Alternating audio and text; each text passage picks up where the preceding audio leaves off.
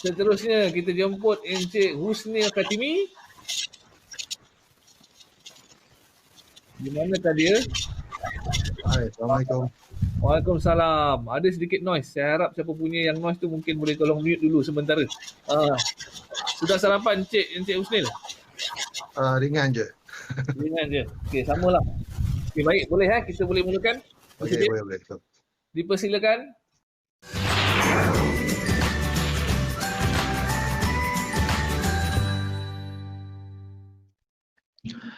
Hai, Assalamualaikum dan salam sejahtera. Nama saya Husni Khatimi dan saya nak kongsi sikit tentang saya punya projek iaitu PandaiBot, diberi nama PandaiBot lah.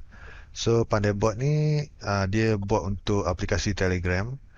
Pada sekarang PandaiBot ni dia dah ada banyak fungsi dah. Antara yang paling orang kerap guna ialah semakan status hantaran kurier lah, antaranya pos laju tu. Tapi pada mulanya PandaiBot ni dia mula sebagai satu fungsi bot je, iaitu masa awal-awal tu saya integrate dengan SimSimi punya API. Jadi masa tu pengguna PandaiBot bila berinteraksi dengan bot tu dia just macam chat kosong je. Dia sebenarnya dia macam dia chat guna SimSimi jugalah sebab API yang sama. So lepas tu bila orang dah start ramai guna, baru saya mula tambah fungsi semakan pos laju dan fungsi waktu solat. Masa tu fungsi semak BTMB pun boleh juga. So bila dah tambah banyak fungsi tu, lagi user base berkembang dan pada 2016 Amans ada cover tentang PandaiBot. Lepas Amans cover tu, lagilah dia punya user base tu berkembang. Dan bila dah ramai orang guna dan makin banyak request lah untuk tambah fungsi ni, tambah fungsi tu, dan saya pun melayanlah, tambahlah fungsi banyak lagi. Sampai sekarang ni antara fungsi yang masih ada dalam PandaiBot sekarang. So antara yang kerap guna ialah satu penghantaran kurier, ada quote motivasi, teka-teki, pick-up line, tu ramalan cuaca seluruh Malaysia waktu solat, dan tu text to speech punya, kita nak convert text kepada speech, ayat English boleh lah. Kemudian semak OCR ni, user hantar gambar teks, mungkin kita snap buku teks kan, so bot akan tukar kepada teks yang boleh copy dan edit, dan nak tukar mata wang pun boleh juga. So yang belah kanan slide ni antara fungsi yang tengah aktif, tengah ada sekarang dekat PandaiBot lah. So bercakap tentang teknologi pula, untuk bot-bot kita kena guna Telegram punya bot API lah. Kemudian programming language saya guna PHP bersama dengan dia punya framework dekat GitHub. Dan saya guna database MySQL untuk simpan user punya record. Dan SQLite ni guna untuk beberapa data lah, antaranya macam data kamus, data senarai quote. Ada yang saya simpan dalam SQLite, ada yang saya simpan dalam MySQL. Dan Redis saya guna untuk simpan user punya session. Macam sekarang user tengah berinteract dengan bot, dia tengah buat apa, dia tengah main teka-teki ke, dia tengah nak check waktu solat ke, so kita simpan kat Redis lah dia punya session apa yang user tengah buat tu. Dan untuk analytics saya guna Chatbase. Kemudian sumber data daripada untuk fungsi-fungsi API, fungsi-fungsi PandaiBot ni, mostly kebanyakan fungsi tu akan guna API lah, antaranya macam pos laju dan semakan kurier lain, saya guna API lah kebanyakannya.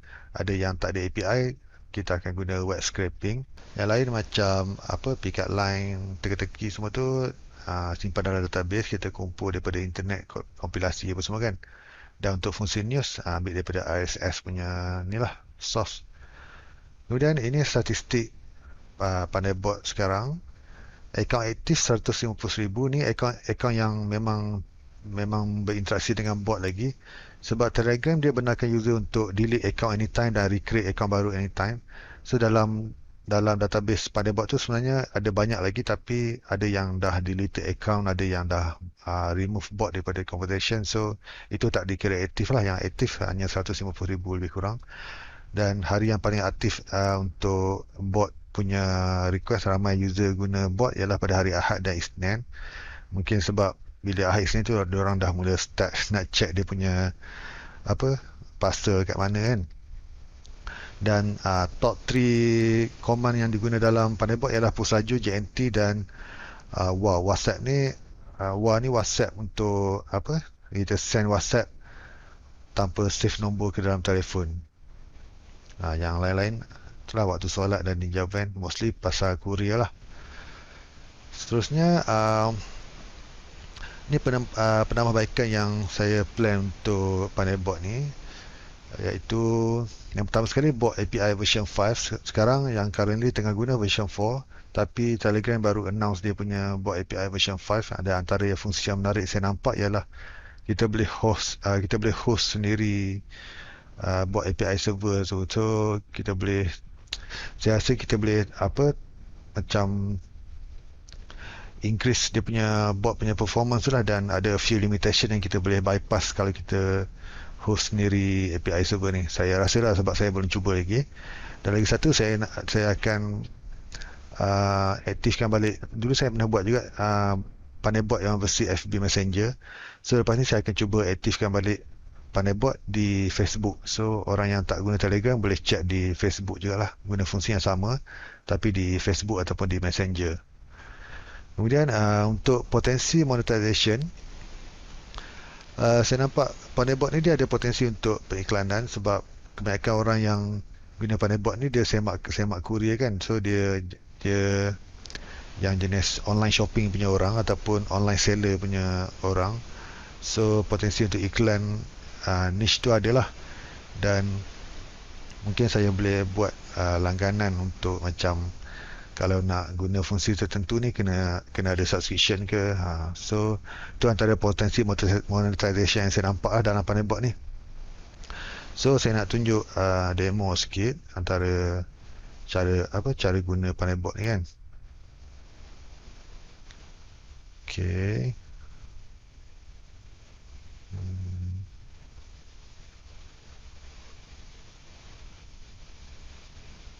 Okay, ni dekat Telegram. Kita just start.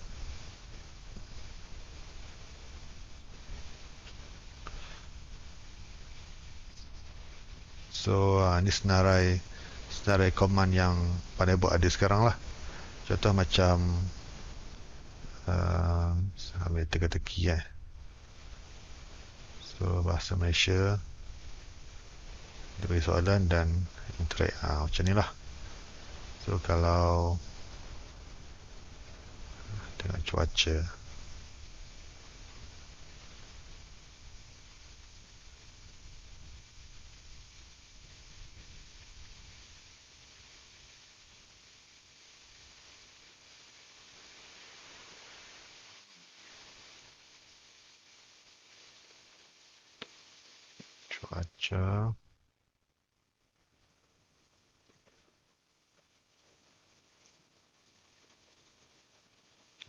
so bot akan reply ni lah. So kalau ada nak cuba guna Pandai-Bot, boleh terus buka Telegram dan search Pandai-Bot. Ni dia punya username. Dan kalau nak cari saya, itu saya punya Telegram punya username. Okey, saya rasa itu saja daripada saya untuk slot Pandai-Bot ni. Terima kasih kepada pihak John Lunch kerana bagi peluang untuk saya present. Okey, itu saja. Terima kasih dan Assalamualaikum.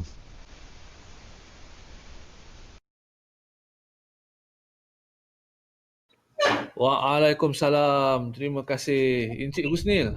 Mari ada pun bersama-sama dengan kita. Okey.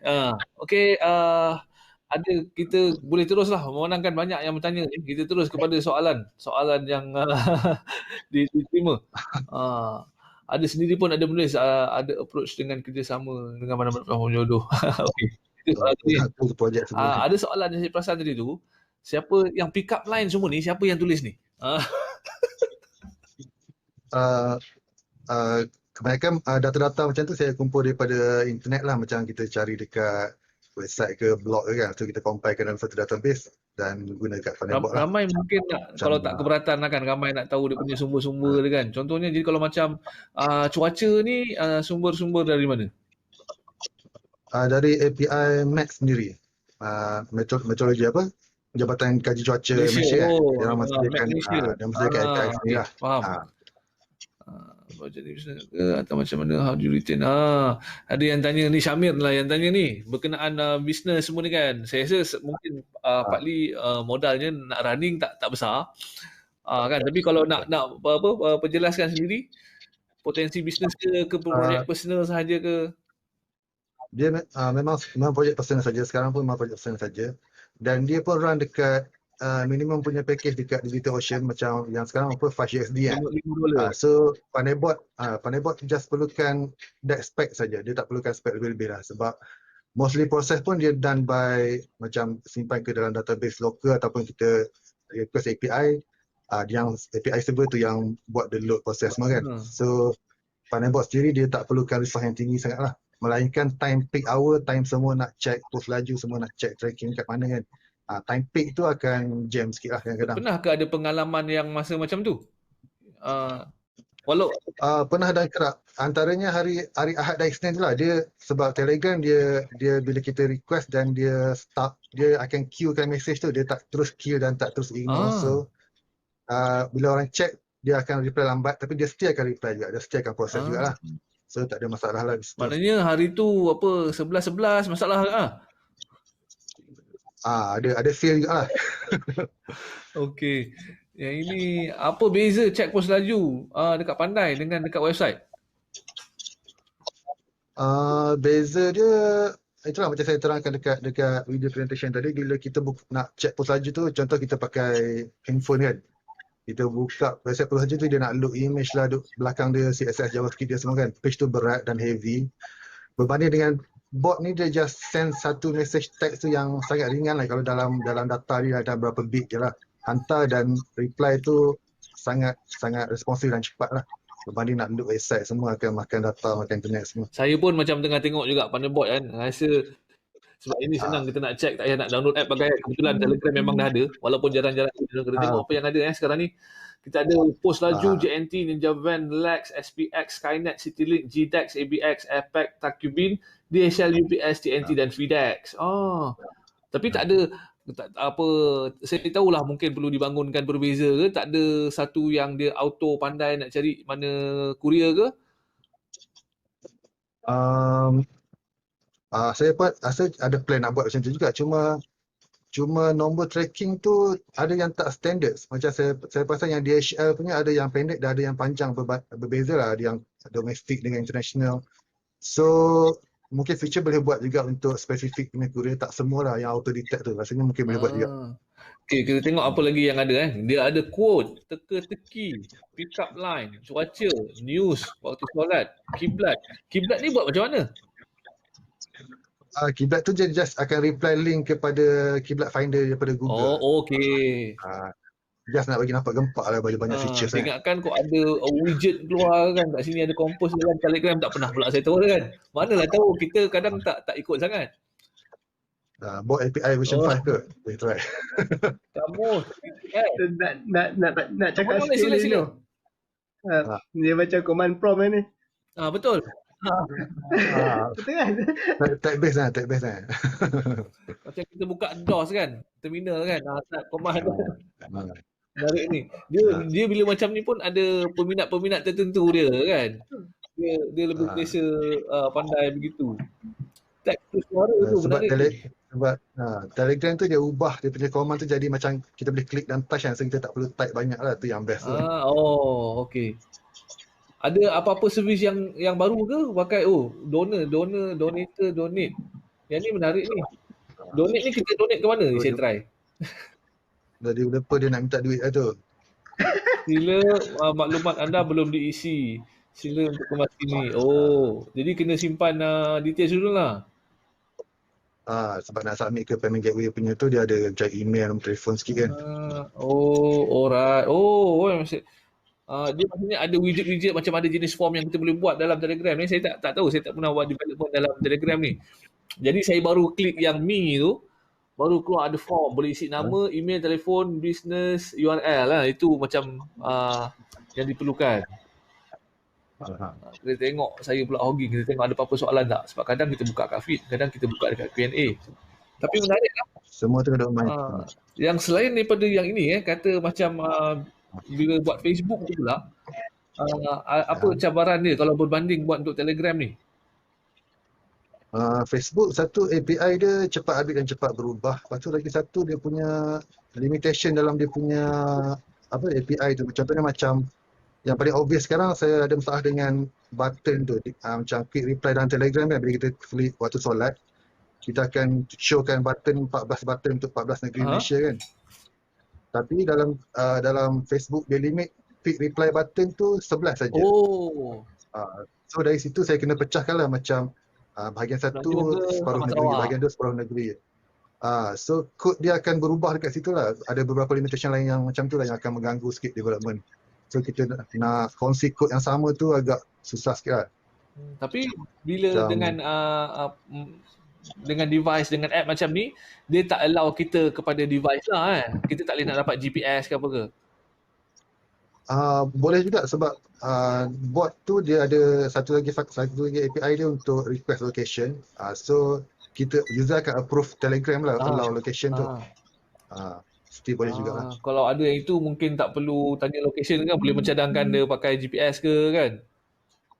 Boleh, live location pun bot API support juga sekarang. Ada yang guna ni, API courier guna platform provide mana macam tracking.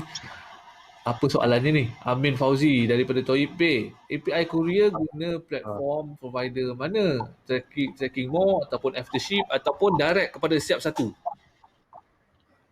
Okey, ni dah masuk sikit dalam bahagian ethical unethical sikit lah. Alright. Sebab API tu ada yang saya memang minta dan ada yang saya tak minta lah maksudnya. So ada macam tracking more saya guna juga untuk some of the courier. So ada setengah yang saya akan check dengan dia punya website yang saya check dekat punya support tu. Kita tanya macam boleh tak saya guna API ni untuk saya punya personal project semua. Ada yang akan reply, ada yang tak akan reply, dan ada yang akan cakap okay, boleh je guna, tapi anytime kita shutdown you, kalau kita rasa macam you ada abuse daripada you punya server, kita akan shutdown anytime lah. So that's on your risk lah. Macam tu. So maksudnya dia allow macam tu, macam dia ada estimate kita lah, mungkin dia ni project FYP tu. Kita menyamar lah jadi student. Macam yang betul. Itu teknik saya baru belajar hari ni. Okay, baik. Jadi apa, tadi kita tahu the next one mungkin dulu pernah buat yang every messenger, jadi nak buat every messenger balik semula lah kan. Ada ke apa servis-servis yang lain yang bakal diperkenalkan? Servis dalam tu saya sebenarnya dalam Panelbot tu dia ada function untuk contact. Dari situ dah banyak jugalah request untuk sebab user boleh submit request kepada developer, kepada saya kan. So dari situ saya dah boleh kumpul-kumpul idea lah. Dan mostly function yang dalam Panelbot tu pun ditambah berdasarkan request daripada pengguna Panelbot lah. So antara mungkin yang saya akan tambah lain tu, yang baru saya tengah duk kumpul-kumpul, duk curi-curi data ni tentang collective jokes. Macam kan waktu pandemik ni kan orang attention kan. So sambil main pihak lain, sambil main jokes macam dad jokes ke your mama jokes ke. Tengah compile lagi data. Ada tengah compile lagi. Hijau. Musim Malaysia tak banyak joke lah. Orang Malaysia tak kelakar ke? Dia joke dia kadang apa konteks dia lain-lain tau. Jadi betul. Okey, faham Cat Punch. Baik, saya rasa bolehlah ini berguna untuk orang-orang tertentu kan. Kalau dia memang familiar dengan cara macam ni, dia lebih suka type kan, macam ada OS interface ke atau text based. Baik, terima kasih sebab submit, terima kasih sebab pembentangan hari ini. Okey, jadi selesailah kita pembentangan kita untuk yang terakhir ini, sesi yang terakhir. Kita ada tadi Encik Azril Nazli dari Yoflix, Tania. Kita ada Syamir Adnan bin Syaukat dari Jejahit App. Kita ada Muhammad Rizam dari Kawin. Dan akhir sekali kita ada Husnil Khatimi dari Pandai Bot. Baik, terima kasih. Saya ucapkan semua-semuanya selamat maju jaya. Mungkin di tahun depan kita dapat dengar lagi perkembangan yang terkini lah kan. Ada kalau tidak membentang pun biasanya dah bentang tahun ni, tahun depan tak bentang dah. Tapi kalau ada update yang bagus, kita boleh kongsi lah semasa program, semasa majlis dan sebagainya.